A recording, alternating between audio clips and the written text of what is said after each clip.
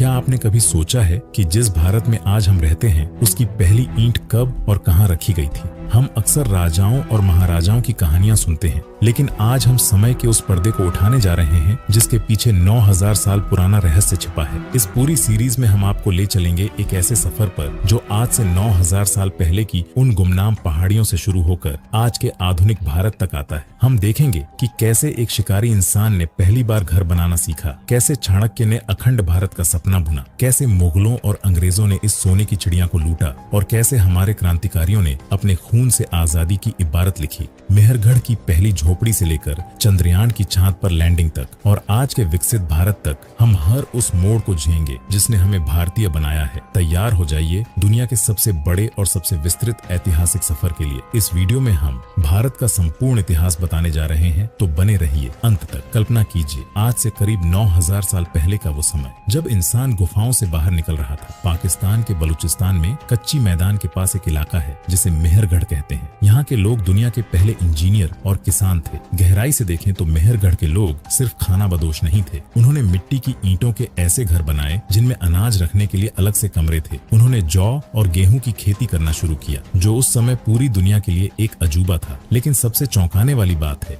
खुदाई में मिले इंसानी जबड़ों से पता चला कि वे लोग पत्थर की बारीक ड्रिल से दांतों का इलाज करते थे। यानी 9000 साल पहले भारत की इस मिट्टी में डेंटिस्ट्री का जन्म हो चुका था। वे लोग कपास उगाना भी जानते थे, जिसका मतलब है कि कपड़े बुनने की कला की जड़ें भी यहीं से शुरू हुई। जैसे जैसे समय बीता, करीब 3500 ईसा पूर्व के आसपास मेहरगढ़ के ये लोग पहाड़ियों को छोड़कर उपजाऊ मैदानों की ओर बढ़ने लगे। वे सिंधु नदी के किनारे बसे और यहीं से शुरू हुई दुनिया की सबसे व्यवस्थित और रहस्यमयी सभ्यता, सिंधु घाटी सभ्यता। यह कोई छोटी मोटी बस्ती नहीं थी, बल्कि 15 लाख वर्ग किलोमीटर में फैला एक विशाल साम्राज्य था। जब दुनिया के बाकी हिस्सों में लोग कबीलों में लड़ रहे थे, तब भारत में हड़प्पा और मोहनजोदड़ो जैसे महानगर खड़े हो चुके थे। इनके शहर आज के चंडीगढ़ या न्यूयॉर्क की तरह ग्रिड सिस्टम पर बने थे। सड़कें एक दूसरे को 90 डिग्री के कोण पर काटती थीं। घरों की ईंटों का आकार पूरी सभ्यता में एक जैसा था, चाहे वो शहर हजारों किलोमीटर दूर ही क्यों न हो। यह सोचकर रोंगटे खड़े हो जाते हैं कि उस दौर में उनके पास ऐसा कौन सा पैमाना था जिससे वे इतनी सटीकता से निर्माण करते थे। उनकी जल निकासी व्यवस्था तो आज के महानगरों को भी शर्मिंदा कर दे। हर घर की नाली एक बड़ी ढकी हुई नाली से जुड़ती थी। सफाई का इतना ध्यान कि नालियों के बीच बीच में कचरा साफ करने के लिए मैनहोल बनाए गए थे। सिंधु घाटी के लोग सिर्फ किसान नहीं, बल्कि दुनिया के सबसे बड़े व्यापारी थे। उनके जहाज अरब सागर को पार करके मेसोपोटामिया, आज का इराक तक जाते थे। खुदाई में मिली उनकी मोहरों पर यूनिकॉर्न और बैल जैसे जानवरों के चित्र हैं। लेकिन यहाँ एक बहुत बड़ा रहस्य आज भी दबा हुआ है। उनकी लिपि, उन्होंने कुछ ऐसा लिखा है जिसे आज तक दुनिया का कोई भी वैज्ञानिक नहीं पढ़ पाया। जिस दिन हम उस लिखावट को पढ़ लेंगे, हमें पता चलेगा कि वे कौन थे, उनकी भाषा क्या थी और वे इतने बुद्धिमान कैसे थे। मोहनजोदड़ो में एक विशाल स्नानागार मिला है जो पूरी तरह से वाटरप्रूफ था। उसे बिटुमेन, एक प्रकार का प्राकृतिक कोलतार, से लेपा गया था ताकि पानी का रिसाव न हो। वे लोग शांति प्रिय थे क्योंकि खुदाई में महल या मंदिर के अवशेष कम और आम लोगों के रहने के सुंदर घर ज्यादा मिले। वे गहनों के शौकीन थे और तांबे व कांसे का इस्तेमाल बखूबी जानते थे। लेकिन फिर करीब 1900 ईसा पूर्व के आसपास यह चमकती हुई सभ्यता अचानक फीकी पड़ने लगी। आलीशान शहर खंडहर बनने लगे। लोग शहरों को छोड़कर गांवों की ओर जाने लगे। क्या सिंधु नदी ने अपना रास्ता बदल लिया था? क्या कोई भयानक सूखा पड़ा था? या फिर किसी बाहरी आक्रमण ने इस महान सभ्यता को मिटा दिया? इतिहास का यह सबसे बड़ा सवाल आज भी अनुत्तरित है। इतिहासकारों का मानना है कि सिंधु नदी ने अपना रास्ता बदल लिया था, जिससे खेती के लिए पानी मिलना बंद हो गया। वहीं कुछ वैज्ञानिक भीषण सूखे या लगातार आने वाली बाढ़ को इसका जिम्मेदार मानते हैं। धीरे धीरे लोग इन शहरों को छोड़कर पूर्व की ओर, यानी गंगा और यमुना के उपजाऊ मैदानों की तरफ बढ़ने लगे। सिंधु घाटी का अंत किसी युद्ध से नहीं, बल्कि प्रकृति के बदलते मिजाज की वजह से हुआ था। जैसे ही सिंधु घाटी के शहर खामोश हुए, भारत की धरती पर एक नई गूंज सुनाई देने लगी।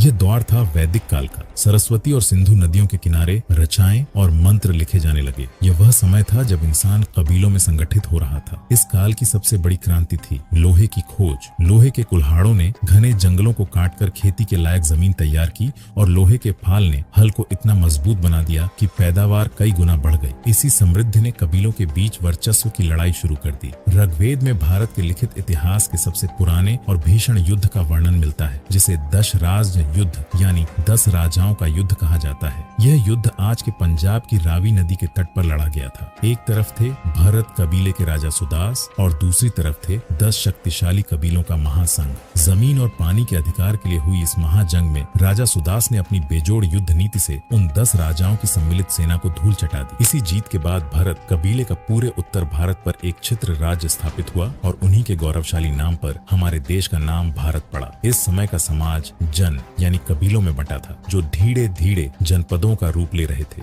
ऋग्वेद, सामवेद, यजुर्वेद और अथर्ववेद इसी काल की देन है। लोग प्रकृति की शक्तियों जैसे इंद्र, वर्षा, अग्नि और वरुण, जल की उपासना करते थे। शिक्षा का केंद्र गुरुकुल थे, जहाँ मौखिक रूप से ज्ञान एक पीढ़ी से दूसरी पीढ़ी तक पहुँचाया जाता था। इसी दौर में खगोल विज्ञान और गणित की नींव और गहरी हुई। जैसे जैसे समय बीतता गया, कबीलों की सीमाएं बढ़ने लगी। छोटे छोटे जनपद अब विशाल महाजनपदों में तब्दील हो रहे थे। व्यापार फल फूल रहा था और सोने चांदी के सिक्कों का चलन शुरू हो चुका था। भारत एक बार फिर से एक महाशक्ति बनने की ओर अग्रसर था। हजारों साल बीत चुके थे, कबीले अब खत्म हो रहे थे और उनकी जगह ले ली थी महाजनपदों ने। करीब 600 ईसा पूर्व तक आते आते उत्तर भारत 16 बड़े राज्यों में बंट चुका था, जिन्हें 16 महाजनपद कहा जाता था। इनमें मगध, कोसल, वत्स और अवंती सबसे शक्तिशाली थे, लेकिन इन सब में सबसे ऊपर उभर कर आया मगध। गंगा और सोन नदियों के बीच बसा मगध अपनी उपजाऊ जमीन और लोहे की खदानों की वजह से इतना अमीर हो गया था कि उसके पास उस समय की दुनिया की सबसे विशाल सेना थी। इसी दौर में भारत की धरती पर 2 ऐसे महापुरुषों का जन्म हुआ जिन्होंने तलवार के बजाय ज्ञान से दुनिया को जीता, भगवान बुद्ध और भगवान महावीर। जब समाज जातिवाद और जटिल कर्मकांडों में उलझा हुआ था, तब सिद्धार्थ गौतम ने राजपाट छोड़कर सत्य की खोज की और बुद्ध कहलाए। उन्होंने अहिंसा और प्रेम का मार्ग दिखाया, जिसने न केवल भारत बल्कि पूरे एशिया की सोच बदल दी। उसी समय महावीर जैन ने जियो और जीने दो का संदेश देकर लोगों को आत्म संयम की सीख दी। ये भारत के इतिहास का वह समय था जब हमारा दर्शन और अध्यात्म अपने चरम पर था, लेकिन जहाँ एक तरफ शांति की गूंज थी, वहीं दूसरी तरफ युद्ध के नगाड़े बजने वाले थे। पश्चिम में यूनान का राजा सिकंदर, अलेक्जेंडर द ग्रेट, पूरी दुनिया को जीतने का सपना लिए भारत की सरहदों तक पहुंच चुका था। साल 326 ईसा पूर्व में सिकंदर ने खैबर दर्रे को पार किया और सिंधु नदी के तट पर आ खड़ा हुआ। उसका सामना हुआ पंजाब के निडर राजा पोरस से। झेलम नदी के किनारे वह ऐतिहासिक युद्ध हुआ जिसे हाइड्सपेश का युद्ध कहा जाता है। एक तरफ सिकंदर की विश्व विजेता यूनानी सेना थी और दूसरी तरफ राजा पोरस के विशाल हाथी। युद्ध इतना खूंखार था कि सिकंदर की सेना ने पहली बार ऐसा प्रतिरोध देखा था। हालांकि पोरस युद्ध हार गए, लेकिन उनकी बहादुरी देखकर सिकंदर इतना प्रभावित हुआ कि उसने पोरस का राज्य उन्हें वापस लौटा दिया और उनसे दोस्ती कर ली। लेकिन सिकंदर की जीत का सफर यहीं थम गया। उसकी सेना ने व्यास नदी को पार करने से मना कर दिया। इतिहासकार कहते हैं कि सिकंदर के सैनिक थक चुके थे, लेकिन इसका एक बड़ा कारण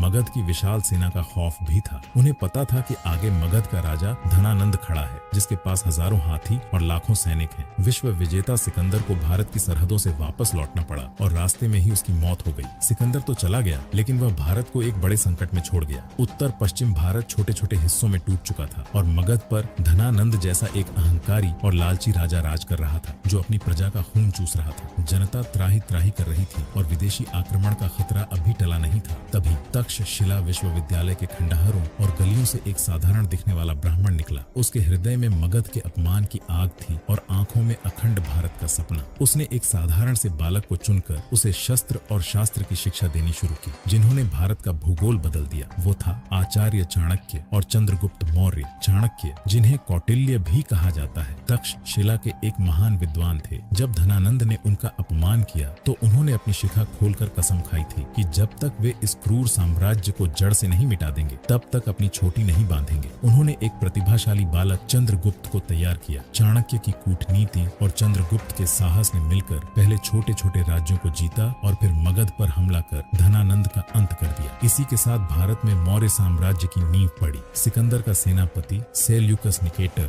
अपने राजा के अधूरे सपने को पूरा करने भारत आया। सिंधु नदी के किनारे चंद्रगुप्त और सेल्यूकस के बीच एक भीषण युद्ध हुआ। चंद्रगुप्त की सेना ने यूनानियों को ऐसी करारी शिकस्त दी कि सेल्यूकस को संधि करनी पड़ी। उसने न केवल काबुल, कंधार और हेरात के इलाके भारत को सौंप दिए, बल्कि अपनी बेटी हेलेना का विवाह भी चंद्रगुप्त से कर दिया। यह पहली बार था जब भारत की सीमाएं ईरान तक पहुंच गई थीं। चंद्रगुप्त के बाद उनका बेटा बिंदुसार गद्दी पर बैठा। उसने साम्राज्य को दक्षिण भारत की ओर फैलाया। बिंदुसार के समय में ही विदेशी राजदूत जैसे डायमेकस भारत आए, जिससे पता चलता है कि उस समय भारत के संबंध मिस्र और यूनान जैसे देशों से कितने मजबूत थे। बिंदुसार के बाद इतिहास का सबसे प्रभावशाली राजा गद्दी पर बैठा, सम्राट अशोक। अशोक ने अपने शासन के शुरुआती वर्षों में साम्राज्य का खूब विस्तार किया, लेकिन 261 ईसा पूर्व में हुआ क्लिंग का युद्ध इतिहास का सबसे बड़ा मोड़ साबित हुआ। आज के ओडिशा में हुए इस युद्ध में करीब 1 लाख लोग मारे गए और 1.5 लाख बंदी बनाए गए। जब अशोक ने युद्ध के मैदान में खून की नदियां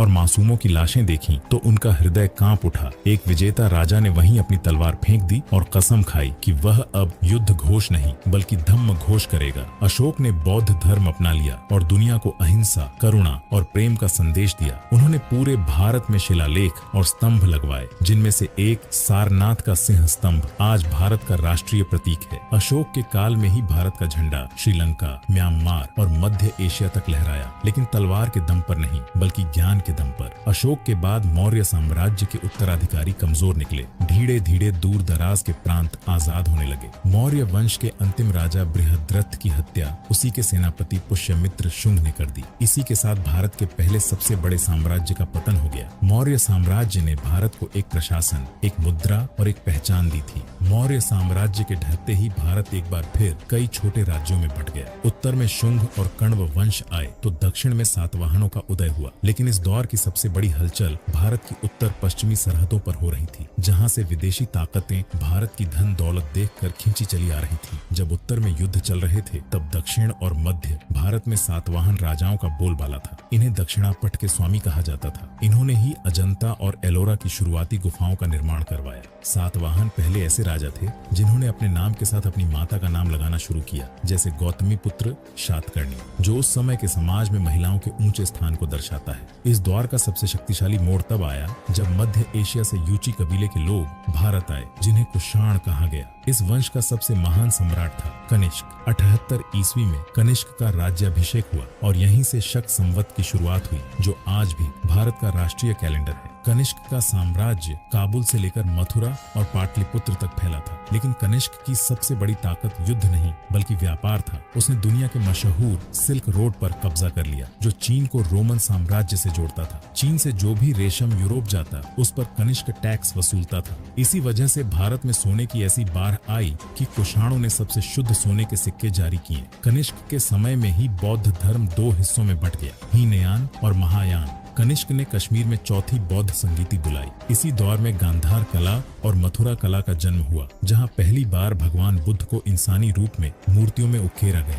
इससे पहले बुद्ध को केवल प्रतीकों जैसे चरणों या वृक्ष से दिखाया जाता था। कनिष्क के दरबार में एक से बढ़कर एक विद्वान थे, चरक, जिन्हें आयुर्वेद का जनक कहा जाता है। उन्होंने चरक संहिता यहीं लिखी। अश्वघोष ने बुद्ध चरित की रचना की। भारत इस समय न केवल आर्थिक रूप से अमीर था बल्कि ज्ञान के मामले में भी दुनिया का गुरु बन रहा था। कनिष्क के उत्तराधिकारी धीरे धीरे कमजोर होने लगे और कुषाण साम्राज्य बिखरने लगा। उधर ईरान में ससानियों का जोर बढ़ा और भारत के भीतर नाग और वाकाटक जैसे स्थानीय राजा फिर से स्वतंत्र होने लगे। भारत एक बार फिर खंडित हो रहा था, लेकिन यह शांति किसी बड़े तूफान से पहले की खामोशी थी। मगध की धरती पर एक नया वंश जन्म लेने वाला था, जो भारत को उसकी खोई हुई एकता वापस दिलाएगा और इतिहास के पन्नों में एक ऐसा दौर लिखेगा जिसे दुनिया भारत का स्वर्ण युग कहेगी। कुषाणों के पतन के बाद भारत करीब 100 सालों तक छोटे छोटे राज्यों में बंटा रहा, लेकिन चौथी शताब्दी की शुरुआत में मगध की उसी ऐतिहासिक धरती पर गुप्त वंश का उदय हुआ। यह सिर्फ एक साम्राज्य की कहानी नहीं है, बल्कि यह भारत के पुनर्जन्म की कहानी है। इस वंश के पहले बड़े राजा हुए चंद्रगुप्त प्रथम। उन्होंने लिच्छवी राजकुमारी कुमार देवी से विवाह करके अपनी राजनीतिक ताकत बढ़ाई और महाराजाधिराज की उपाधि धारण की। उन्होंने ही गुप्त संवत की शुरुआत की, लेकिन गुप्त वंश को असली पहचान दिलाई उनके बेटे ने, जिसे दुनिया भारत का नेपोलियन कहती है। समुद्रगुप्त केवल एक राजा नहीं बल्कि एक अजेय सेनापति था। इतिहासकार बताते हैं कि उसने उत्तर भारत के 9 राजाओं को जड़ से उखाड़ फेंका और दक्षिण भारत के 12 राजाओं को हराकर उन्हें अपना करदाता बनाया। उसकी सबसे बड़ी खूबी यह थी कि वह केवल युद्ध नहीं करता था बल्कि संगीत और कला का भी प्रेमी था। समुद्रगुप्त के बाद उनके बेटे चंद्रगुप्त द्वितीय गद्दी पर बैठे, जिन्हें हम विक्रमादित्य के नाम से जानते हैं। उन्होंने शकों को हराकर पश्चिम भारत को आजाद कराया। विक्रमादित्य का दरबार नवरत्नों से सजा था। इसी समय महाकवि कालिदास ने अभिज्ञान शाकुंतलम जैसी महान रचनाएं लिखी। वराह मिहिर ने खगोल विज्ञान के रहस्य सुलझाए और इसी दौर में महान गणितज्ञ आर्यभट्ट ने दुनिया को बताया कि पृथ्वी गोल है और अपनी धुरी पर घूमती है। उन्होंने शून्य का सिद्धांत दिया, जिसके बिना आज का विज्ञान और कंप्यूटर नामुमकिन होता। विक्रमादित्य के समय की इंजीनियरिंग का सबसे बड़ा सबूत आज भी दिल्ली के कुतुब मीनार परिसर में खड़ा है। वह है लौह स्तंभ। 1600 साल से ज्यादा समय बीत चुका है। धूप, बारिश और सर्दी झेलने के बाद भी इस लोहे के खंभे में आज तक जंग नहीं लगा है। आज की मॉडर्न साइंस भी हैरान है कि उस दौर के भारतीयों ने लोहे को शुद्ध करने की कौन सी तकनीक खोजी थी। विक्रमादित्य के बेटे कुमारगुप्त के शासनकाल में भारत शिक्षा का वैश्विक केंद्र बना। उन्होंने नालंदा विश्वविद्यालय की स्थापना की। यह दुनिया का पहला ऐसा विश्वविद्यालय था जहाँ 10,000 से ज्यादा छात्र पीएचडी थे और 2,000 शिक्षक थे। यहाँ की लाइब्रेरी इतनी विशाल थी कि जब सालों बाद उसे जलाया गया तो वह 3 महीने तक जलती रही थी। कोरिया, चीन और तिब्बत से लोग यहाँ ज्ञान लेने आते थे। स्कंदगुप्त के बाद के राजा कमजोर निकले। बार बार होने वाले हूणों के आक्रमणों ने सरकारी खजाना खाली कर दिया और सामंतों ने बगावत शुरू कर दी। करीब 550 ईस्वी तक आते आते यह महान साम्राज्य बिखर गया। गुप्त काल ने हमें मंदिर बनाने की कला, अजंता की शानदार चित्रकारी और विज्ञान के वो सूत्र दिए जो आज भी अटल हैं। लेकिन गुप्तों के जाने के बाद उत्तर भारत में फिर से अंधेरा छाने लगा था। गुप्त वंश के ढाने के बाद उत्तर भारत में चारों तरफ लूटमार और छोटे छोटे राजाओं की आपसी लड़ाई छिड़ गई थी। ऐसे अंधेरे वक्त में उदय हुआ सम्राट हर्षवर्धन ने अपनी राजधानी कन्नौज को बनाया। उस समय कन्नौज उतना ही मशहूर था जितना आज का न्यूयॉर्क या पेरिस। लेकिन हर्ष की सबसे बड़ी पहचान थी उनकी दानवीरता। हर 5 साल में वे प्रयाग में महामोक्ष परिषद करते थे, जहां वे अपना सब कुछ, यहाँ तक कि अपने गहने और कपड़े तक दान कर देते थे और अपनी बहन से मांग कर पुराने कपड़े पहनते थे। चीनी यात्री ह्वेनसांग इसी समय भारत आया था और उसने जो लिखा उससे हमें उस दौर के आम भारतीयों के बारे में पता चलता है। उस समय के लोग बहुत शाकाहारी थे। प्याज और लहसुन बहुत कम लोग खाते थे। लोग शुद्ध सूती और रेशमी कपड़े पहनते थे। घरों को गोबर और मिट्टी से लीपा जाता था, लेकिन उनमें फूलों की सजावट और नक्काशी बहुत सुंदर होती थी। ह्वेनसांग लिखता है कि भारत के लोग अपनी जुबान के बहुत पक्के थे। घरों में ताले नहीं लगाए जाते थे और धोखेबाजी को सबसे बड़ा पाप माना जाता था। सड़कों के किनारे यात्रियों के लिए विश्राम गृह बने थे, जहां मुफ्त खाना और बिस्तर मिलता था। बाजारों में मसालों, चंदन, कस्तूरी और मलमल के कपड़ों की भारी मांग थी। भारत का मलमल इतना बारीक होता था कि पूरा थान एक अंगूठी के बीच से निकल जाता था। हर्षवर्धन के समय नालंदा विश्वविद्यालय अपने शिखर पर था। यह सिर्फ किताबी ज्ञान का केंद्र नहीं था। यहाँ न्याय शास्त्र, खगोल विज्ञान और चिकित्सा की पढ़ाई होती थी। विश्वविद्यालय में प्रवेश पाने के लिए द्वारपाल कठिन परीक्षा लेता था। अगर आप द्वारपाल के सवालों का जवाब नहीं दे पाए तो आप अंदर दाखिला नहीं ले सकते थे। सोचिए, जहाँ के चपरासी और दरबान इतने विद्वान थे, वहाँ के शिक्षक कैसे होंगे।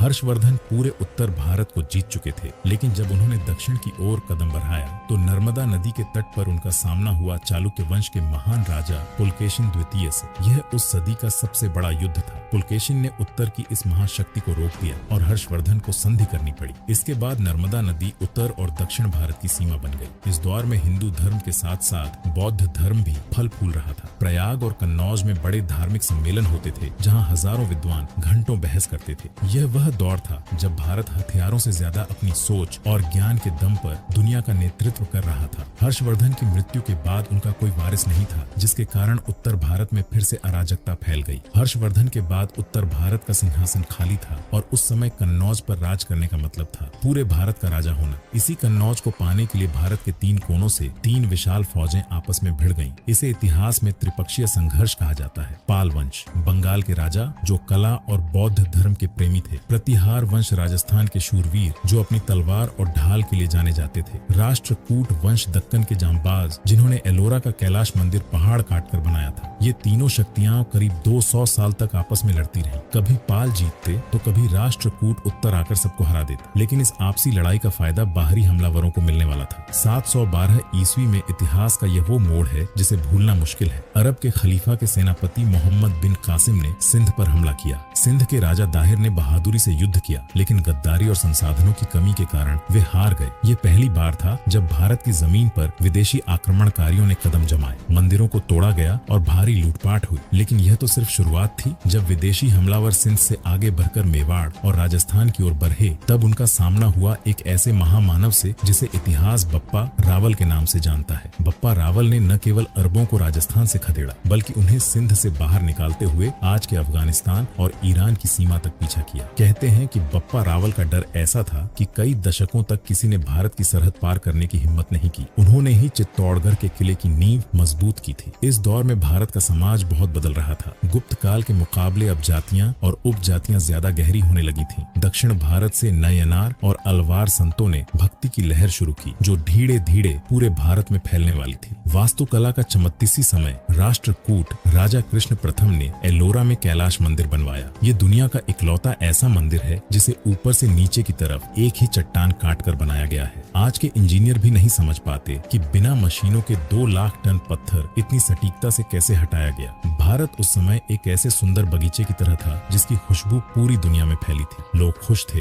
मंदिर सोने से सजे थे और घरों में शांति थी। लेकिन हमारी इसी अति दयालुता और अति विश्वास ने हमें कमजोर कर दिया। हम युद्ध को भी धर्म मानते थे। हम निहत्थे पर वार नहीं करते थे, भागते हुए को मारते नहीं थे और सूर्यास्त के बाद तलवार म्यान में डाल लेते थे। लेकिन सरहद पार से जो आ रहा था उसके लिए युद्ध सिर्फ तबाही और लूट का जरिया था। गजनी के पहाड़ों से निकला महमूद गजनी, वह कोई राजा बनने नहीं आया था, वह भारत के गौरव को पैरों तले कुचलने आया था। साल 1000 से 1027 के बीच उसने 17 बार भारत पर हमला किया। सोचिए उस माँ पर क्या गुजरी होगी जिसका बेटा सरहद पर लड़ते हुए शहीद हो गया। इतिहास का सबसे दुखद पन्ना तब लिखा गया जब महमूद ने गुजरात के पावन सोमनाथ मंदिर पर हमला किया। सोमनाथ सिर्फ एक मंदिर नहीं था, वह करोड़ों भारतीयों की आस्था का केंद्र था। जब गजनी की फौज मंदिर के द्वार पर पहुंची तो हजारों निहत्थे पुजारी और भक्त मंदिर के गर्भगृह में शरण लेकर भगवान से रक्षा की गुहार लगा रहे थे। उन्हें लगा कि शायद उनकी भक्ति हमलावर का दिल पिघला देगी, लेकिन उस जालिम के दिल में रहम नहीं था। उसने हजारों निर्दोषों का कत्लेआम किया। मंदिर के उस पवित्र शिवलिंग को खंडित कर दिया गया जिसे लोग अपनी जान से ज्यादा प्यार करते थे। वह मंदिर की दीवारों से जड़े हीरे जवाहरात उखाड़ ले गया और उस सोने के दरवाजे को ले गया जिसे देखकर दुनिया दंग रह जाती थी। यहाँ दिल टूट जाता है ये सोचकर कि हमारे राजा आपस में लड़ने में इतने मशगूल थे कि जब पड़ोसी का घर जल रहा था तो दूसरे राजा को लगा कि वह सुरक्षित है। हमारी सबसे बड़ी हार हथियारों से नहीं बल्कि एकता की कमी से हुई। गजनी भारत से सिर्फ सोना नहीं ले गया, वह हमारे स्वाभिमान को जख्मी कर गया। वह हजारों भारतीयों को गुलाम बनाकर भेड़ बकरियों की तरह रस्सी से बांधकर ठंडे रेगिस्तानों में ले गया। रास्ते में प्यास और ठंड से तड़पते उन भारतीयों की चीखें आज भी इतिहास की हवाओं में सुनाई देती हैं। गांव के गांव उजाड़ दिए गए। जहां कभी वेदों के मंत्र गूंजते थे वहां अब मातम का सन्नाटा था। लोग डर के साए में जीने लगे। जो कलाकार सुंदर मूर्तियां बनाते थे उनके हाथ कांपने लगे। भारत जो दुनिया को ज्ञान बांटता था अब अपनी पहचान बचाने के लिए संघर्ष कर रहा था। लेकिन भारत की मिट्टी इतनी कमजोर नहीं थी कि खत्म हो जाए। इसी तबाही के बीच कुछ ऐसे नायक भी उठे जिन्होंने कसम खाई कि वे इन हमलावरों को चैन की नींद नहीं सोने देंगे। मालवा के राजा भोज और श्रावस्ती के राजा सुहेल देव ने बिखरती हुई ताकतों को फिर से जोड़ा। साल 1033 में बहराइच के युद्ध में राजा सुहेल देव ने गजनी की एक विशाल सेना का ऐसा अंत किया कि अगले 150 सालों तक किसी विदेशी की हिम्मत नहीं हुई कि वह भारत की तरफ आंख उठाकर भी देख सके। भारत एक बार फिर सुख और वैभव की गोद में सो रहा था। दिल्ली और अजमेर की गद्दी पर बैठा था एक ऐसा योद्धा जिसकी वीरता के किस्से हवाओं में तैरते थे। सम्राट पृथ्वीराज चौहान। कहते हैं कि पृथ्वीराज इतने कुशल थे कि वे आवाज सुनकर तीर चला सकते थे जिसे शब्द भेदी बाण कहा जाता है। लेकिन इसी समय पश्चिम से एक और अंधेरा बरहा चला आ रहा था। मोहम्मद घोरी। वह गजनी जैसा सिर्फ लुटेरा नहीं था, वह भारत को गुलाम बनाने का सपना लेकर आया था। 1191 ईस्वी में तराइन के मैदान में घोड़ी और पृथ्वीराज की सेनाएं टकराईं। राजपूतों के शौर्य के आगे घोड़ी की सेना ताश के पत्तों की तरह बिखर गई। पृथ्वीराज के भाई गोविंद राय ने अपने भाले से गौरी को ऐसा जख्म दिया कि वह मरते मरते बचा। गौरी को बंदी बना लिया गया। यहाँ भारत की अति दयालुता सामने आई। गौरी ने अपनी जान की भीख मांगी और पृथ्वीराज ने एक सच्चे क्षत्रिय की तरह उसे माफ कर दिया। उनके मंत्रियों ने समझाया कि महाराज इस सांप को छोड़ना खतरनाक होगा, लेकिन पृथ्वीराज ने कहा शरण में आए शत्रु को मारना हमारे संस्कार नहीं है। यही वो एक फैसला था जिसने भारत को सदियों का दर्द दे दिया। गौरी वापस जाकर एक एक दिन का बदला लेने की तैयारी करने लगा। उधर भारत के भीतर एक और कहानी चल रही थी। कन्नौज के राजा जयचंद और पृथ्वीराज के बीच गहरी दुश्मनी हो गई थी। जब जयचंद की बेटी संयोगिता ने पृथ्वीराज को अपना पति चुना तो जयचंद का अहंकार टूट गया। अपनी ही मिट्टी के एक राजा ने विदेशी हमलावर को न्योता भेज दिया, तुम हमला करो, मैं तुम्हारा साथ दूंगा। ये वो घाव था जो अपनों ने अपनों को दिया था। 1192 ईस्वी में गौरी वापस आया, लेकिन इस बार वह अकेला नहीं था। उसके साथ जयचंद की गद्दारी और छल था। उसने संधि का नाटक किया और रात के अंधेरे में, जब राजपूत सेना सो रही थी, हमला कर दिया। राजपूतों ने कभी अंधेरे में युद्ध नहीं किया था, यह उनके उसूलों के खिलाफ था। छल के इस युद्ध में पृथ्वीराज चौहान को बंदी बना लिया गया। वो मंजर रूह कपा देने वाला था। गौरी पृथ्वीराज को अपनी बेड़ियों में जकड़कर गजनी ले गया। वहां उस महान सम्राट पर ऐसे जुल्म किए गए जिन्हें सुनकर आज भी आंखें भर आती हैं। सम्राट की आंखों में गर्म सलाखें डाल दी गईं ताकि उनकी वो निडर चमक खत्म हो जाए। अंधे सम्राट, लहूलुहान शरीर, लेकिन फिर भी उनका मस्तक झुका नहीं था। इतिहास का सबसे भावुक पल तब आया जब पृथ्वीराज के मित्र और कवि चंद्रबरदाई गजनी पहुंचे। उन्होंने गौरी को सम्राट की एक आखिरी कला देखने के लिए राजी किया। अंधे पृथ्वीराज के हाथ में धनुष दिया गया। चंद्रबरदाई ने एक दोहा पढ़ा, 4 बांस 24 गज, अंगुल अष्ट प्रमाण, ता ऊपर सुल्तान है, मत चूको चौहान। जैसे ही गौरी ने शाबाश बोला, उसकी आवाज की दिशा पकड़कर पृथ्वीराज ने वो बाण छोड़ा जिसने गौरी के सीने को चीर दिया। एक अंधे सम्राट ने अपने और अपनी मातृभूमि के अपमान का बदला ले लिया। इसके तुरंत बाद दुश्मन के हाथों मरने के बजाय दोनों मित्रों ने एक दूसरे को खंजर मारकर अपनी लीला समाप्त कर ली। पृथ्वीराज के जाते ही दिल्ली के द्वार विदेशी शासकों के लिए खुल गए। दिल्ली की गलियों में सन्नाटा छा गया। वो मंदिर जहाँ सुबह शाम शंख बजते थे, अब वहाँ खौफ का साया था।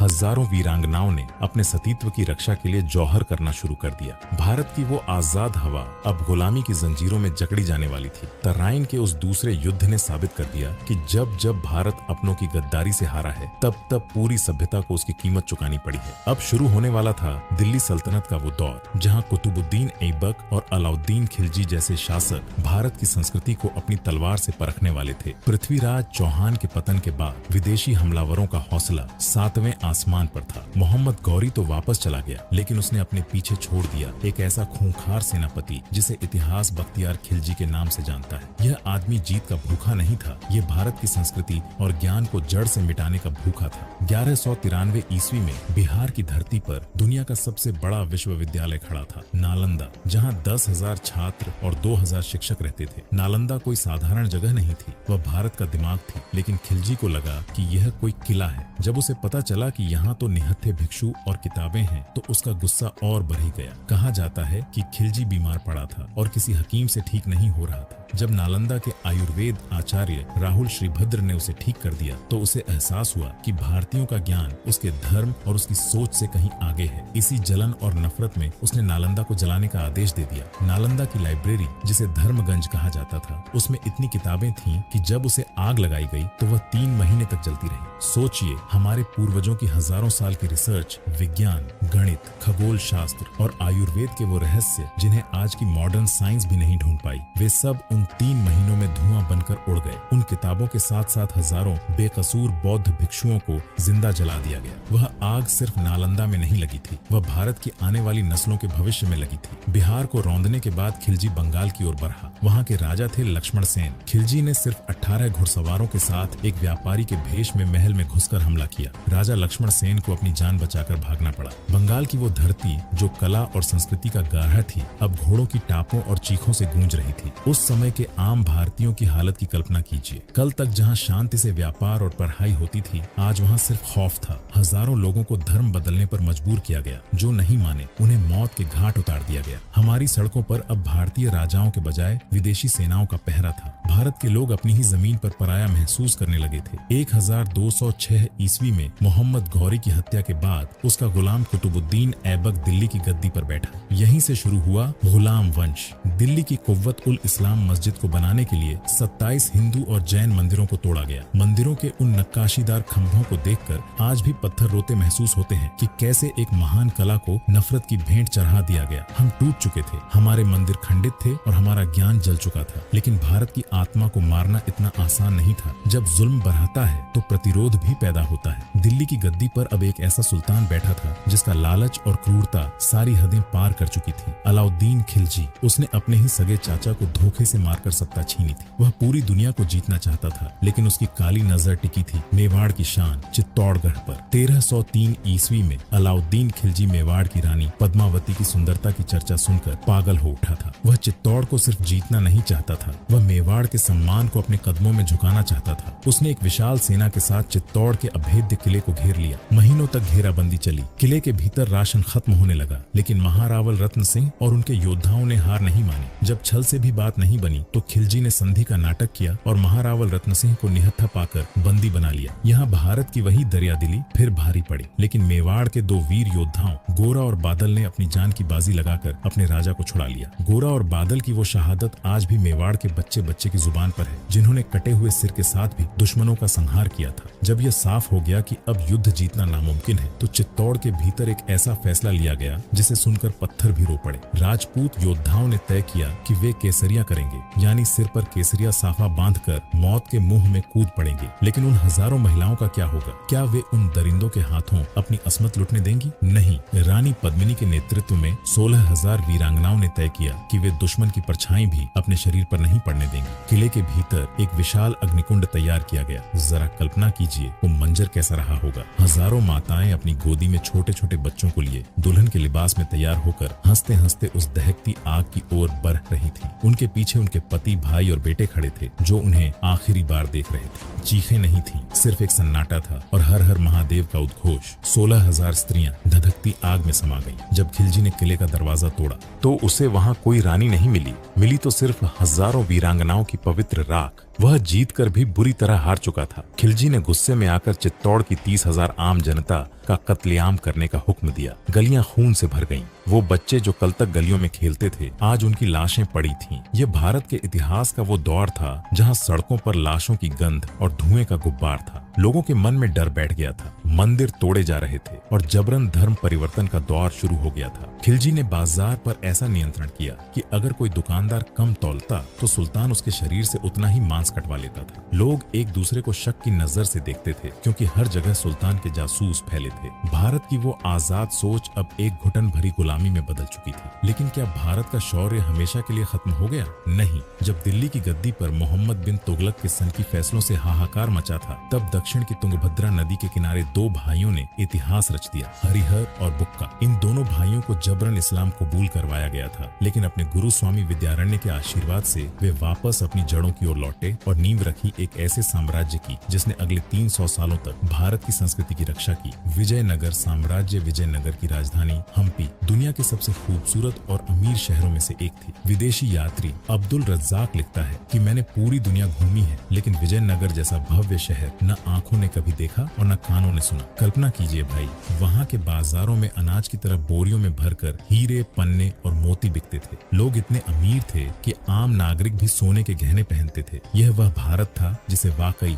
सोने की चिड़िया कहा जाता था। इस साम्राज्य के सबसे महान राजा हुए कृष्णदेव राय। वे जितने बड़े योद्धा थे, उतने ही बड़े विद्वान भी। मुगल बादशाह बाबर ने अपनी आत्मकथा में लिखा था कि कृष्णदेव राय पूरे भारत के सबसे शक्तिशाली राजा हैं। उन्होंने न केवल दक्षिण को बाहरी हमलावरों से बचाया, बल्कि कला, संगीत और साहित्य को भी ऊंचाइयों पर पहुंचाया। हम्पी का विट्ठल मंदिर और उसके पत्थर के संगीत निकालने वाले खंभे आज भी दुनिया के इंजीनियरों के लिए एक पहेली है। विजयनगर सिर्फ एक राज्य नहीं था, यह एक उम्मीद थी। उत्तर भारत के जो विद्वान, कलाकार और पंडित अपने मंदिर और अपनी जान बचाने के लिए भाग रहे थे, उन्हें विजयनगर ने शरण दी। यहाँ की हवाओं में फिर से वेदों की गूंज सुनाई देने लगी, लेकिन यह खुशहाली पड़ोसी बहमनी सुल्तानों की आंखों में खटक रही थी। वे बर्दाश्त नहीं कर पा रहे थे कि कोई हिंदू साम्राज्य इतना शक्तिशाली कैसे हो सकता है। इतिहास का सबसे दर्दनाक मोड़ तब आया जब 5 सुल्तानों ने मिलकर विजयनगर पर हमला किया। तालीकोटा के युद्ध में विश्वासघात हुआ और विजयनगर की हार हुई। इसके बाद जो हुआ वह सुनकर पत्थर भी रो पड़े। हमलावरों ने 6 महीने तक हम्पी को लूटा और जलाया। उन भव्य मूर्तियों के नाक कान काट दिए गए, मंदिरों के खंभे तोड़ दिए गए। आज भी जब आप हम्पी के खंडहरों को देखते हैं तो उन पत्थरों से उस विनाश की चीखें सुनाई देती हैं। वह शहर जो कभी दुनिया का स्वर्ग था, उसे एक श्मशान बना दिया गया। हजारों कलाकार रातों रात बेघर हो गए। वो गलियां जो कभी संगीत से गूंजती थीं, अब वहां सन्नाटा था। लेकिन विजयनगर ने अपना काम कर दिया था। उसने दक्षिण भारत की संस्कृति को मिटने से बचा लिया था। आज हम जो दक्षिण के भव्य मंदिर देखते हैं, वे विजयनगर के शूरवीरों के बलिदान की वजह से ही खड़े हैं। साल 1526 की एक ठंडी सुबह हरियाणा के पानीपत के मैदान में दो फौजें आमने सामने थीं। एक तरफ था दिल्ली का सुल्तान इब्राहिम लोदी, जिसके पास 1 लाख सैनिक और हजारों हाथी थे। दूसरी तरफ था काबुल से आया एक हमलावर जहीरुद्दीन मोहम्मद बाबर, जिसके पास सिर्फ 12,000 सैनिक थे। संख्या में इतने कम होने के बावजूद बाबर के पास एक ऐसी चीज थी जिसने भारत के वीरों को कभी संभलने का मौका ही नहीं दिया, तोपें और बारूद। भारत की धरती पर पहली बार तोपों के धमाकों ने हाथियों को डरा दिया और इब्राहिम लोदी की विशाल सेना खुद के ही हाथियों के पैरों तले कुचली गई। इब्राहिम लोदी युद्ध के मैदान में मारा गया और दिल्ली पर मुगलों का झंडा फहराया गया। बाबर को लगा था कि दिल्ली जीतना ही काफी है, लेकिन उसे नहीं पता था कि असली चुनौती अब भी बाकी है। मेवाड़ के शेर महाराणा सांगा राणा संग्राम सिंह ने मुगलों को भारत से खदेड़ने के लिए राजपूतों को एक साथ खड़ा किया। राणा सांगा वो योद्धा थे जिनके शरीर पर 80 घाव थे, एक हाथ नहीं था, एक आंख नहीं थी और एक पैर खराब था, फिर भी वे काल की तरह लड़ते थे। खानवा के मैदान में बाबर की सेना राजपूतों का जोश देखकर डर गई थी। बाबर ने अपनी सेना को जोड़ने के लिए इसे जिहाद का नाम दिया और शराब के प्याले तोड़कर कसम खाई। युद्ध में राजपूतों की जीत पक्की थी, लेकिन अंतिम समय में सलाहदी तंवर की गद्दारी और राणा सांगा को लगा एक तीर पासा पलट गया। जब राणा सांगा बेहोश होकर गिरे तो राजपूत सेना बिखर गई। यह सोचकर कलेजा फट जाता है कि अगर उस दिन वो गद्दारी न होती तो भारत का इतिहास कुछ और ही होता। बाबर की जीत के साथ ही भारत में एक विदेशी संस्कृति का दबदबा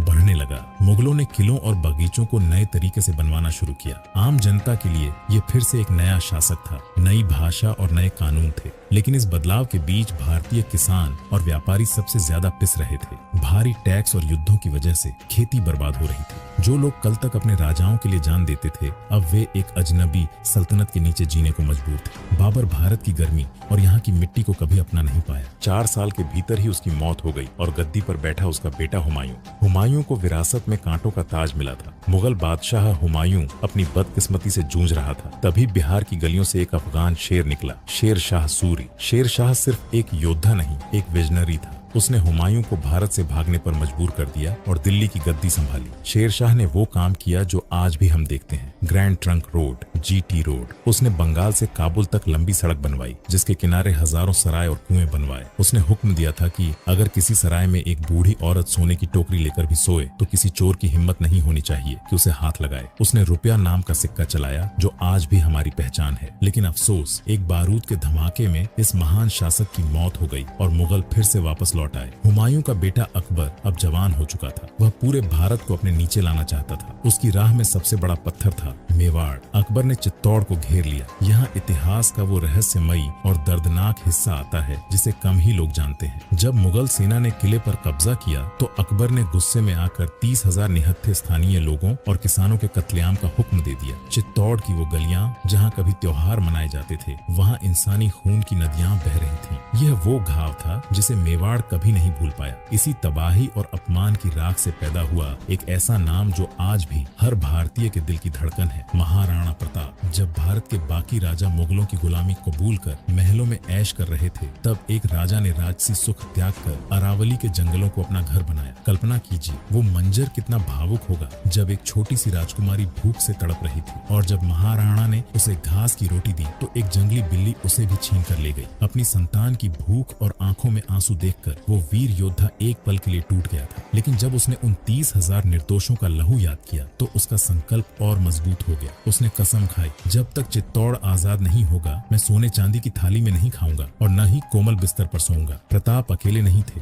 जंगल के रहने वाले स्थानीय भील आदिवासियों ने उन्हें अपना बेटा माना। उन्होंने अपनी छिपने की तकनीक महाराणा को सिखाई। भीलों ने मुगलों की विशाल सेना की नाक में दम कर दिया। वह एक ऐसा युद्ध था जहाँ महलों का राजा और जंगल का आदिवासी कंधे से कंधा मिलाकर अपनी अपनी मिट्टी के लिए मर मिटने को तैयार थे। 1576 ईस्वी में हल्दी घाटी के मैदान में जब महाराणा अपने नीले घोड़े चेतक पर सवार होकर निकले तो मुगलों की सेना थर्रा उठी। वह युद्ध सिर्फ जमीन का नहीं, अस्तित्व का था। चेतक ने अपने स्वामी की जान बचाने के लिए वो छलांग लगाई जो आज भी एक रहस्य है। एक पैर कटा होने के बावजूद 25 फीट का नाला पार कर गया। चेतक की मौत ने प्रताप को झकझोर दिया। वह अपने घोड़े के पास बैठकर बच्चों की तरह रोए थे। प्रताप ने हार नहीं मानी, वे लड़ते रहे। अकबर अपनी तमाम दौलत और फौज के बाद भी प्रताप के सर को कभी अपने सामने झुका नहीं पाया। लेकिन मुगलों का शिकंजा अब पूरे भारत पर कसता जा रहा था। अकबर के बाद जहांगीर और शाहजहां का दौर आने वाला था। एक तरफ ताजमहल जैसी भव्य इमारतें बन रही थीं, तो दूसरी तरफ दक्षिण के जंगलों में एक और शिवा जन्म लेने वाला था जो मुगलों के इस घमंड को हमेशा के लिए मिट्टी में मिला देगा। मुगल सल्तनत अब अपने सबसे अमीर दौर में थी। जहांगीर के बाद उसका बेटा शाहजहां गद्दी पर बैठा। शाहजहां को इमारतों का जुनून था। उसे सफेद संगमरमर और लाल पत्थरों से मोहब्बत थी, लेकिन इस खूबसूरती की कीमत भारत की गरीब जनता ने अपने खून और लगान से चुकाई थी। शाहजहां ने अपनी राजधानी आगरा से दिल्ली लाने का फैसला किया और नींव रखी लाल किले की। इसे किला मुबारक कहा जाता था। यमुना नदी के किनारे स्थित इस किले को बनाने में 10 साल लगे। इसकी दीवारें लाल बलुआ पत्थर से बनी हैं, लेकिन इसके भीतर का दीवान एक खास, कभी चांदी की छत और सोने की नक्काशी से सजा था। यहीं रखा था दुनिया का सबसे कीमती सिंहासन, मयूर सिंहासन, जिसमें कोहिनूर हीरा जड़ा था। आगरा में अपनी बेगम मुमताज की याद में शाहजहां ने ताजमहल बनवाया। 22 साल तक 20,000 मजदूरों ने दिन रात काम किया। मकराना का सफेद संगमरमर, श्रीलंका के नीलम और बगदाद के अकीक पत्थरों से इसे सजाया गया। लोग कहते हैं प्रेम की निशानी है, लेकिन इसके पीछे उन हजारों मजदूरों का दर्द भी है जिनकी पीढ़ियां इस एक इमारत को बनाने में खप गईं। उस दौर में जब देश के कई हिस्सों में अकाल पड़ रहा था और लोग भूख से मर रहे थे, तब सरकारी खजाने का करोड़ों रुपया संगमरमर पर पानी की तरह बहाया जा रहा था। यह एक ऐसा विरोधाभास था जिसे इतिहास आज भी महसूस करता है। दिल्ली की जामा मस्जिद भी शाहजहां की देन है, जो उस समय की भारत की सबसे बड़ी मस्जिद थी। शाहजहां ने पुरानी दिल्ली को बसाया, जिसे शाहजहां नाबाद कहा जाता था। शाहजहां के महल जितनी चमक रहे थे, भारत का किसान उतना ही अंधेरे में जा रहा था। खेती पर लगान इतना बढ़ा दिया गया था कि किसान के पास अपने बच्चों का पेट भरने के लिए दाना नहीं बचता था। स्थानीय लोग बताते थे कि मुगलों के सिपाही जबरन घरों से अनाज उठा ले जाते थे ताकि सुल्तान की इमारतों का काम न रुके। महलों में नाच गाने और इत्र की खुशबू थी तो बस्तियों में भूख की सड़न। इतिहास का सबसे बड़ा इंसाफ देखिए, जिस शाहजहां ने दुनिया को ताजमहल दिया, उसे उसके अपने बेटे औरंगजेब ने कैद कर लिया। सत्ता की हवस ऐसी थी कि औरंगजेब ने अपने ही भाइयों दारा शिकोह, शुजा और मुराद का खून बहाया। 1658 ईस्वी में औरंगजेब की गद्दी संभालते ही भारत का चेहरा बदलने लगा। संगीत पर पाबंदी लग गई, कलाओं का गला घोंटा गया और मंदिरों को तोड़ने का आदेश जारी हुआ। लेकिन इसी क्रूरता के बीच महाराष्ट्र की पहाड़ियों से एक ऐसी गर्जना होने वाली थी जो मुगलों के इस विशाल साम्राज्य की ईंट से ईंट बजा देगी। जब उत्तर भारत में मुगलों का शिकंजा कस रहा था और दक्षिण में बीजापुर के सुल्तान आम जनता पर जुल्म कर रहे थे, तब महाराष्ट्र की सह्याद्री पहाड़ियों में एक बालक जन्म ले रहा था जिसकी आंखों में आजादी का सपना था। माता जिजाऊ के संस्कारों और गुरु कोंडदेव की शिक्षा ने शिवाजी को एक योद्धा ही नहीं, एक रक्षक बनाया। 1646 ईस्वी में मात्र 16 साल की उम्र में, जब आज के बच्चे खेलकूद में व्यस्त होते हैं, शिवाजी ने तोरणा किला जीतकर मुगलों और सुल्तानों की नींद उड़ा दी थी। उन्होंने किसी बड़े राजा की मदद नहीं ली, बल्कि उन्होंने साथ लिया उन मावलों का, वो आम किसान, चरवाहे और स्थानीय लोग जिन्हें समाज ने भुला दिया था। शिवाजी ने उन्हें सिखाया कि अपनी मिट्टी के लिए मरना क्या होता है। बीजापुर के सुल्तान ने अपने सबसे खूंखार और विशालकाय सेनापति अफजल खान को भेजा। उसने कसम खाई थी कि मैं उस पहाड़ी चूहे शिवाजी को जिंदा पकड़कर लाऊंगा या धूल में मिला दूंगा। उसने रास्ते में कई मंदिरों को तोड़ा और मासूमों को सताया ताकि शिवाजी गुस्से में बाहर निकले। प्रतापगढ़ के नीचे दोनों की मुलाकात हुई। अफजल खान ने गले लगाने के बहाने शिवाजी को अपनी फौलादी बाहों में जकड़ लिया और खंजर निकाल लिया, लेकिन शिवाजी तैयार थे। उन्होंने अपने बाघ नख से अफजल खान का पेट फाड़ दिया। यह सिर्फ एक जीत नहीं थी, यह उस जुल्म के अंत की शुरुआत थी। औरंगजेब ने छल से शिवाजी महाराज को आगरा बुलाया और उन्हें नजरबंद कर दिया। औरंगजेब को लगा कि उसने शेर को पिंजरे में डाल दिया है, लेकिन शिवाजी महाराज उससे कहीं ज्यादा चालाक थे। अपनी बीमारी का नाटक कर वे मिठाई की टोकरियों में छिपकर औरंगजेब की नाक के नीचे से निकल गए। जब औरंगजेब को पता चला तो वह अपना सिर पीट कर रह गया। यह मुगलों के अहंकार पर सबसे बड़ी चोट थी। 1674 ईस्वी में रायगढ़ के किले पर शिवाजी महाराज का राज्याभिषेक हुआ। वे केवल एक राजा नहीं बने, वे छत्रपति बने। उन्होंने अपनी नौसेना बनाई, जिसे भारतीय नौसेना का जनक कहा जाता है। उन्होंने मुगलों की फारसी भाषा के बजाय संस्कृत और स्थानीय भाषाओं को बढ़ावा दिया। उनके राज्य में महिलाओं राजाओं का सम्मान इतना था कि युद्ध में पकड़ी गई दुश्मन की बहू को भी वे ससम्मान वापस भेज देते थे। शिवाजी महाराज के राज्य में किसान खुश थे। उन्होंने हुक्म दिया था कि सेना का कोई भी जवान किसी किसान के खेत से एक साग का पत्ता भी बिना पूछे नहीं तोड़ेगा। स्थानीय लोगों के लिए वे एक राजा नहीं, साक्षात ईश्वर का रूप थे, जिन्होंने सदियों की गुलामी के बाद उन्हें सिर उठाकर जीना सिखाया। 1680 ईस्वी में जब शिवाजी महाराज ने इस दुनिया से विदा ली तो पूरा महाराष्ट्र ही नहीं बल्कि पूरा भारत रो पड़ा था। लेकिन उन्होंने एक ऐसी आग लगा दी थी जिसे औरंगजेब अपनी पूरी ताकत लगाकर भी नहीं बुझा पाया। शिवाजी महाराज के जाने के बाद औरंगजेब को लगा कि अब मराठा साम्राज्य खत्म हो जाएगा। वह अपनी 5 लाख की विशाल सेना लेकर दक्षिण की ओर बढ़ा। उसे लगा था कि वह कुछ ही महीनों में पूरे दक्षिण को जीत लेगा, लेकिन उसके सामने चट्टान बनकर खड़े थे शिवाजी के बड़े बेटे छत्रपति संभाजी महाराज। संभाजी महाराज ने अपने 9 साल के शासनकाल में 120 से ज्यादा युद्ध लड़े और एक भी युद्ध नहीं हारा। उन्होंने मुगलों को, पुर्तगालियों को और अंग्रेजों को एक साथ धूल चटाई। औरंगजेब पागल हो उठा था। उसने कसम खाई थी कि जब तक वह संभाजी को नहीं हरा देगा तब तक अपना ताज सिर पर नहीं रखेगा। लेकिन रणभूमि में संभाजी को हराना मुमकिन नहीं था। भारत का इतिहास गवाह है कि हम कभी सामने से नहीं बल्कि हमेशा अपनों की गद्दारी से हारे हैं। संभाजी महाराज के अपने ही साले गणोजी शिर्के ने लालच में आकर मुगलों को उनके गुप्त ठिकाने का रास्ता बता दिया। संगमेश्वर में संभाजी महाराज को धोखे से बंदी बना लिया गया। उन्हें लोहे की भारी जंजीरों में जकड़कर औरंगजेब के सामने लाया गया। औरंगजेब ने संभाजी के सामने 3 शर्तें रखी। अपना सारा खजाना दे दो, सारे किले मुगलों को सौंप दो और अपना धर्म बदल लो। संभाजी महाराज ने गर्जना करते हुए कहा, अगर तुम मुझे अपनी बेटी भी दे दो और पूरा साम्राज्य भी, तब भी मैं अपना धर्म और स्वाभिमान नहीं छोड़ दूंगा। इसके बाद औरंगजेब ने जो किया वह क्रूरता की सारी हदें पार कर गया। सबसे पहले उनकी जीभ काट दी गई ताकि वे बोल न सके। उनकी आंखें निकाल ली गईं ताकि वे देख न सके। उनके हाथ पैर एक एक करके काट दिए गए। 40 दिनों तक रोज उनके शरीर की खाल खींची जाती थी और नमक छिड़का जाता था। लेकिन उस शेर ने एक बार भी उफ तक नहीं की। हर घाव पर उनके मन में सिर्फ अपनी मिट्टी का प्यार था। 11 मार्च 1689 को संभाजी महाराज की हत्या कर दी गई और उनके शरीर के टुकड़ों को तुलापुर की नदी में फेंक दिया गया। औरंगजेब को लगा कि मराठा डर जाएंगे, लेकिन हुआ इसके बिल्कुल उल्टा। स्थानीय लोगों ने चुपके से उनके शरीर के अंगों को इकट्ठा किया और उन्हें सिलकर उनका अंतिम संस्कार किया। संभाजी महाराज के उस बलिदान ने पूरे महाराष्ट्र में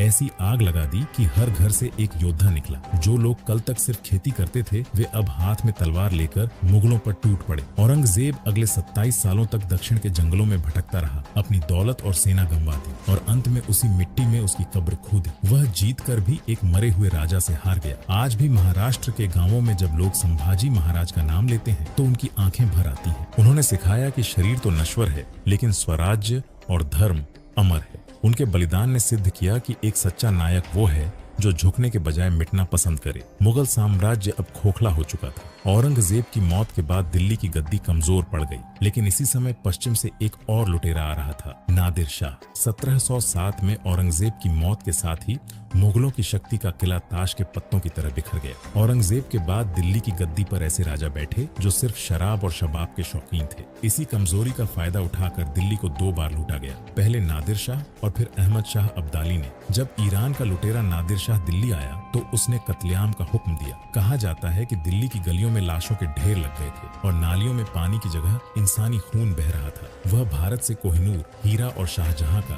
बेशकीमती मयूर सिंहासन लूट कर ले गया। दिल्ली अब कंगाल हो चुकी थी। इसी उथल पुथल के बीच ईस्ट इंडिया कंपनी नाम के कुछ अंग्रेज व्यापारी भारत में अपनी फैक्ट्रियां लगा रहे थे। शुरुआत में ये हाथ जोड़कर राजाओं के सामने व्यापार की भीख मांगते थे, लेकिन जब इन्होंने देखा कि भारतीय राजा आपस में ही लड़कर मर रहे हैं तो इन्होंने बांटो और राज करो की गंदी चाल चली। 1757 में इतिहास का वो काला दिन जिसने भारत की आजादी पर ताला लगा दिया। बंगाल के नवाब सिराजुद्दौला अंग्रेजों को खदेड़ने के लिए तैयार थे, लेकिन उनके अपने सेनापति मीर जाफर ने गद्दारी की। मीर जाफर अंग्रेजों के साथ मिल गया और युद्ध के मैदान में नवाब की आधी सेना लड़ने ही नहीं उतरी। नवाब को पकड़ा गया और मार दिया गया। बंगाल, जो उस समय भारत का सबसे अमीर प्रांत था, अब अंग्रेजों की मुट्ठी में था। अंग्रेजों ने बंगाल के खजाने को इस कदर लूटा कि वहां अकाल पड़ गया। लोग सड़कों पर घास खाने को मजबूर हो गए, जबकि अंग्रेज भारत का अनाज और सोना जहाजों में भर भर कर लंदन भेज रहे थे। कल्पना कीजिए उन बुनकरों की जो मलमल के बेहतरीन कपड़े बनाते थे। अंग्रेजों ने उनके अंगूठे कटवा दिए ताकि वे भारतीय कपड़ा न बना सकें और लोग इंग्लैंड से आने वाला कपड़ा खरीदने को मजबूर हों। हमारे किसान जो कभी शान से रहते थे,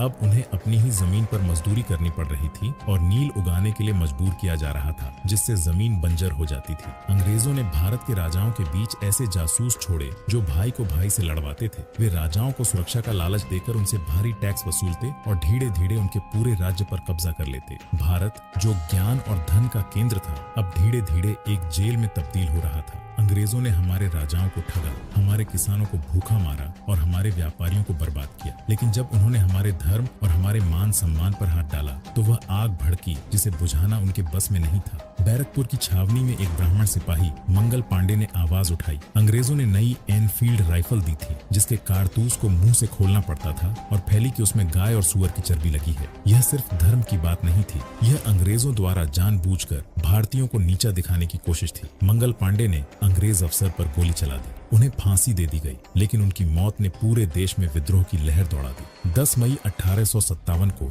मेरठ के सिपाहियों ने बगावत कर दी। उन्होंने अपने अफसरों को मार गिराया और जेलें तोड़कर अपने भाइयों को आजाद कराया। वे रात भर घोड़ों पर दौड़ते हुए दिल्ली पहुंचे और बूढ़े मुगल बादशाह बहादुर शाह जफर को फिर से भारत का सम्राट घोषित कर दिया। अंग्रेज थर थर कांपने लगे थे क्योंकि पहली बार हिंदू और मुसलमान कंधे से कंधा मिलाकर उनके खिलाफ खड़े थे। इस क्रांति की सबसे चमकती तलवार थी रानी लक्ष्मीबाई। अंग्रेजों ने डॉक्ट्रिन ऑफ लैप्स के तहत उनकी झांसी हड़पनी चाहिए। महलों में पली बढ़ी उस महिला ने अपने पीठ पर अपने दत्तक पुत्र को बांधा, घोड़े की लगाम मुंह में दबाई और दोनों हाथों में तलवार लेकर अंग्रेजों के छक्के छुड़ा दिए। झांसी के किले की दीवारों से लेकर ग्वालियर के मैदानों तक लक्ष्मीबाई एक साक्षात काली की तरह लड़ी। जब वे शहीद हुई तो उनके दुश्मन जनरल रोज ने भी कहा था, विद्रोहियों में अगर कोई अकेला मर्द था तो वह यह औरत थी। इसके बाद कानपुर में नाना साहिब और उनके वफादार सेनापति तात्या टोपे ने अंग्रेजों को धूल चटाई। तात्या टोपे वो योद्धा थे जिन्हें पकड़ने के लिए अंग्रेजों को हजारों कोस दौड़ना पड़ा, लेकिन वे कभी उनके हाथ नहीं आए, सिवाय उस दिन के जब एक अपने ही साथी ने उनके साथ गद्दारी की। यह क्रांति सिर्फ सिपाहियों की नहीं थी। गांवों के किसानों ने हाथ में कुल्हाड़ी और डंडे लेकर अंग्रेजों की चौकियों पर हमला किया। अंग्रेजों ने इस क्रांति को दबाया और उन्होंने ऐसी क्रूरता दिखाई जो इंसानियत को शर्मसार कर दे। दिल्ली से लेकर कानपुर तक हजारों बेगुनाहों को सरेआम फांसी दी गई। लोगों को तोपों के मुंह पर बांधकर उड़ा दिया गया। गांवों के गांवों को आग लगा दी गई ताकि फिर कोई सिर उठाने की हिम्मत न करे। हम जीत के करीब थे, लेकिन फिर वही पुरानी बीमारी, एकता की कमी। कुछ रियासतें अंग्रेजों की मदद कर रही थीं। हमारे पास जज्बा था, पर उनके जैसी आधुनिक बंदूकें और संचार के साधन नहीं थे। क्रांति तो दब गई, लेकिन भारत की आत्मा जाग चुकी थी। 1857 के बाद अंग्रेजों का राज बदल गया। ईस्ट इंडिया कंपनी खत्म हुई और सीधे ब्रिटेन की महारानी का राज शुरू हुआ। अब अंग्रेजों ने हथियारों के बजाय कानून और शिक्षा को गुलामी का हथियार बनाया। लेकिन इसी बीच एक ऐसा बालक दक्षिण अफ्रीका से लौट रहा था जिसकी लाठी और सत्य के प्रयोग अंग्रेजों की बंदूकों पर भारी पड़ने वाले थे। 1857 की आग को अंग्रेजों ने दबा तो दिया था, लेकिन राख के नीचे अंगारे दहक रहे थे। 1915 में दक्षिण अफ्रीका से एक दुबला पतला इंसान भारत लौटा, जिसके हाथ में कोई तलवार नहीं थी, बस एक लाठी और सत्य का संकल्प था, महात्मा गांधी। गांधी जी ने बिहार के चंपारण के गरीब किसानों के आंसुओं को देखा, जिन्हें नील की खेती के लिए मजबूर किया जाता था। उन्होंने बिना हथियार उठाए अंग्रेजों को झुकने पर मजबूर कर दिया। धीरे धीरे पूरा भारत उनके पीछे खड़ा हो गया। लोग अपनी सरकारी नौकरियां छोड़ने लगे, विदेशी कपड़ों की होली जलाई जाने लगी और भारत की मिट्टी से बना खादी आजादी की वर्दी बन गया। इतिहास का सबसे काला दिन 13 अप्रैल 1919 था। अमृतसर के जलियांवाला बाग में बैसाखी के दिन हजारों लोग शांति से सभा कर रहे थे। जनरल डायर ने बिना किसी चेतावनी के इकलौते दरवाजे को बंद करवाया और निहत्थे मासूमों पर गोलियां चलवा दी। लोग जान बचाने के लिए वहां बने कुएं में कूदने लगे। लाशों से कुआं भर गया, लेकिन डायर की बंदूकें नहीं रुकी। उस दिन उस बाग की मिट्टी लाल हो गई थी। उस मिट्टी को देखकर एक 12 साल के बच्चे ने कसम खाई कि वह इस जुल्म का बदला लेगा। उस बच्चे का नाम था ऊधम सिंह। एक तरफ गांधी जी का अहिंसा मार्ग था, तो दूसरी तरफ उन युवाओं का जोश था जो कहते थे कि बहरों को सुनाने के लिए धमाकों की जरूरत होती है। जब लाला लाजपत राय पर लाठियां बरसाई गईं और उनकी मौत हुई, तो भगत सिंह और उनके साथियों ने इसका बदला सैंडर्स को मार कर लिया। भगत सिंह ने असेंबली में बम फेंका, लेकिन किसी को मारने के लिए नहीं, बल्कि सोए हुए भारत को जगाने के लिए। उन्होंने भागने के बजाय गिरफ्तारी दी और 23 मार्च 1931 की वो रात, जब पूरा भारत सिसक रहा था, तब 23 से 24 साल के ये नौजवान मेरा रंग दे बसंती चोला गाते हुए हंसते हंसते फांसी के फंदे पर झूल गए। उनकी शहादत ने देश के बच्चे बच्चे को क्रांतिकारी बना दिया। उस समय आम आदमी का जीवन कैसा था? नमक जैसी जरूरी चीज पर भी अंग्रेजों ने टैक्स लगा दिया था। तब गांधी जी ने दांडी यात्रा निकाली। सड़कों पर हजारों लोग उनके साथ पैदल चल रहे थे। महिलाएं जो घरों से बाहर नहीं निकलती थीं, वे शराब की दुकानों के सामने धरना देने लगी। भारत अब डरना भूल चुका था। इलाहाबाद के अल्फ्रेड पार्क में जब चंद्रशेखर आजाद को अंग्रेजों ने घेर लिया, तो उन्होंने अपनी आखिरी गोली खुद को मार ली। उन्होंने कहा था, आजाद ही रहे हैं, आजाद ही रहेंगे। जीते जी कोई भी अंग्रेज सिपाही उन्हें हाथ नहीं लगा पाया। अंग्रेज हैरान थे कि जिस देश को उन्होंने हथियारों के दम पर जीता था, वहाँ अब लोग सीना तान कर उनकी गोलियों के सामने खड़े हो जाते थे। भारत की जेलें भर चुकी थीं, लेकिन आजादी की भूख बढ़ती जा रही थी। अब आजादी की लड़ाई अपने अंतिम दौर में थी। एक तरफ द्वितीय विश्व युद्ध की आग पूरी दुनिया में फैली थी, तो दूसरी तरफ तुम मुझे खून दो, मैं तुम्हें आजादी दूंगा का नारा देने वाले सुभाष चंद्र बोस ने अपनी सेना खड़ी कर ली थी। भारत की सड़कों पर एक ही नारा गूंज रहा था, अंग्रेजों भारत छोड़ो। लेकिन इसी दौरान एक ऐसा नायक उभरा जिसने समंदर पार जाकर भारत की पहली आजाद सेना खड़ी की, नेताजी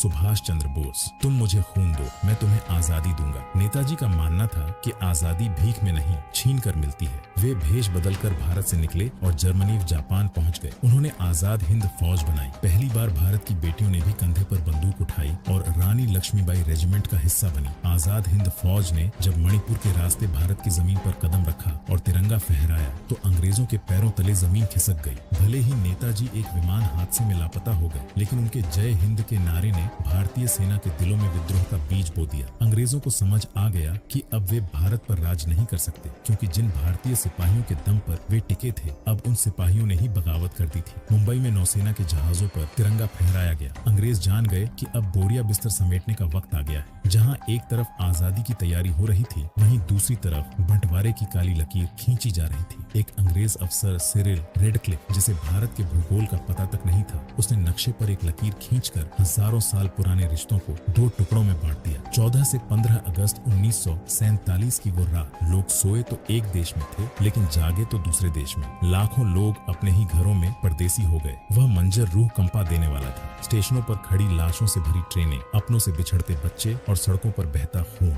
हजारों महिलाओं ने कुओं में कूदकर अपनी जान दे दी ताकि उनकी अस्मत बची रहे। वह आजादी हमारे पूर्वजों के खून और आंसुओं से सनी हुई थी। रात के 12 बजे जब पूरी दुनिया सो रही थी, भारत आजादी की नई सुबह में जाग रहा था। पंडित नेहरू ने लाल किले से तिरंगा फहराया। लोगों की आंखों में दो तरह के आंसू थे, एक आजादी की खुशी के और दूसरे अपना घर बार खोने के गम के। उस समय के बुजुर्ग बताते हैं कि कैसे रातों रात सगे दोस्त दुश्मन बन गए और कैसे कुछ फरिश्तों ने अपनी जान पर खेलकर अपने पड़ोसियों को बचाया। आजादी के उस जश्न में महात्मा गांधी शामिल नहीं थे। वे बंगाल के गांवों में दंगों की आग बुझा रहे थे। अंग्रेज भारत को कंगाल छोड़कर गए थे, लेकिन हमारे पास एक मजबूत जज्बा था। हमने अपना संविधान बनाया। सरदार पटेल ने बिखरती हुई रियासतों को एक धागे में पिरोकर अखंड भारत का निर्माण किया। अंग्रेज जब भारत छोड़कर गए तो वे हमें एक ऐसा देश देकर गए थे जहाँ सुई तक नहीं बनती थी। उन्होंने भविष्यवाणी की थी कि भारत टूटकर बिखर जाएगा, लेकिन उन्हें हमारे लौह पुरुष की ताकत का अंदाजा नहीं था। आजादी के वक्त भारत 562 छोटी बड़ी रियासतों में बंटा था। अंग्रेजों ने चाल चली थी कि जो राजा चाहे वो आजाद रह सकता है। जूनागढ़ से लेकर हैदराबाद तक बगावत के सुर थे, लेकिन सरदार वल्लभ भाई पटेल ने अपनी फौलादी इच्छा शक्ति से उन सबको एक किया। अगर आज आप बिना पासपोर्ट के दिल्ली से हैदराबाद या कन्याकुमारी तक जा सकते हैं, तो यह उस महापुरुष की देन है। उन्होंने अखंड भारत की नींव रखी। भारत अभी संभल ही रहा था कि हमें युद्धों में धकेल दिया गया। हमारे पास हथियार कम थे, कपड़े पतले थे, लेकिन रेजांगला जैसी जगहों पर हमारे जवानों ने आखिरी गोली और आखिरी सांस तक लड़कर दुनिया को बता दिया कि भारतीय सैनिक की हिम्मत क्या होती है। यह इतिहास का वो पल था जब भारत ने नक्शा बदल दिया। पाकिस्तान के 93,000 सैनिकों ने हमारे सामने घुटने टेक दिए। यह दुनिया के इतिहास का सबसे बड़ा सैन्य समर्पण था। उस समय की प्रधानमंत्री इंदिरा गांधी के फैसले ने भारत को दक्षिण एशिया की महाशक्ति बना दिया। एक दौर ऐसा भी आया जब देश में अनाज की कमी थी। तब सादगी के प्रतीक प्रधानमंत्री लाल बहादुर शास्त्री ने खुद एक वक्त का उपवास रखा और देश से भी यही अपील की। उन्होंने किसान और जवान को एक साथ खड़ा किया। आज हमारा किसान दुनिया का पेट भर रहा है और हमारा जवान दुनिया की सबसे ऊंची बर्फीली चोटियों सियाचिन पर हमारा तिरंगा बचा रहा है। क्या आपको पता है, जब भारत ने अपना पहला रॉकेट लॉन्च किया था तो उसके हिस्से साइकिल पर लाद कर ले जाए गए थे। दुनिया हम पर हंसती थी, लेकिन उसी भारत ने परमाणु परीक्षण 1974 और 1998 में पोखरण की रेत में धमाका करके दुनिया को बताया कि हम अब किसी के दबाव में नहीं आएंगे। आज भारत दुनिया का पहला ऐसा देश है जिसने चांद के दक्षिणी ध्रुव पर तिरंगा फहराया। जहां अमेरिका और रूस जैसे अमीर देश फेल हो गए, वहां हमारे वैज्ञानिकों ने अपनी कम लागत वाली तकनीक से करिश्मा कर दिखाया। आज का भारत बदल रहा है। जहां कभी साक्षरता कम थी, आज वहां का युवा डिजिटल क्रांति ला रहा है। आज गांव के छोटे छोटे लड़के यूट्यूब और इंटरनेट के दम पर दुनिया तक अपनी बात पहुंचा रहे हैं। यह वही आजादी है जिसका सपना भगत सिंह और आजाद ने देखा था। आज भारत दुनिया की 5वीं सबसे बड़ी अर्थव्यवस्था है। हम मंदिर भी बना रहे हैं और आधुनिक अस्पताल भी। हम अपनी प्राचीन संस्कृति योग और आयुर्वेद को भी दुनिया तक पहुंचा रहे हैं और AI व स्पेस टेक्नोलॉजी में भी आगे हैं। तो दोस्तों, ये था हमारे प्यारे भारत का हजारों साल का वो सफर जिसे हमने पत्थरों के औजारों से शुरू किया और आज चांद के दक्षिणी ध्रुव तक पहुंचा दिया है। इस मिट्टी ने हजारों जख्म सहे, हजारों बार इसे लूटा गया, जलाया गया, लेकिन ये भारत की आत्मा ही है जो हर बार राख से उठ खड़ी हुई। हमने चाणक्य की नीति देखी, महाराणा का स्वाभिमान देखा, शिवाजी का स्वराज देखा और भगत सिंह का वो अमर बलिदान भी। इतिहास हमें ये नहीं सिखाता कि हम कितनी बार हारे, इतिहास हमें ये याद दिलाता है कि हम कितनी बार फिर से लड़ने के लिए खड़े हुए। आज जब आप आजाद हवा में सांस ले रहे हैं तो याद रखिएगा कि इसके पीछे उन करोड़ों गुमनाम नायक नायिकाओं का खून और पसीना है, जिनका नाम शायद पन्नों में दब गया, लेकिन उनका एहसान इस मिट्टी पर हमेशा रहेगा। उम्मीद है भारत के संपूर्ण इतिहास की ये सीरीज आपके दिल को छू गई होगी। अगर आपको हमारे पूर्वजों के इस संघर्ष पर गर्व महसूस हुआ है तो इस वीडियो को एक लाइक जरूर दें और कमेंट में गर्व से लिखें। जय हिंद।